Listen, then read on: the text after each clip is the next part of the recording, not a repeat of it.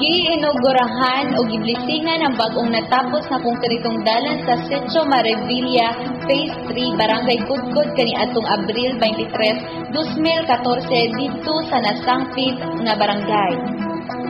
Agig pag-abli sa maong dalan gihimo ang ceremonial cutting of ribbon nila ni City Mayor Gingo Valmayor Jr. ug SP Member Clint Mansueto. Inabagan ni SP Member Edie Apohin nga sinaksihan nila ni SP Member Momoy Dibulgado, punong barangay Carling Lastimoso, Kagawad ug mga pumuluyo. Ang maong proyekto may gitas-on nga 500 metros ug nagbalor og 4,980,000 pesos gikan sa road development, 20% development fund, calendar 2013 sa lokal nga kagamhanan sa syudad sa San Carlos ug ilawom kini sa pagdumala ni Engineer Melvin Briones.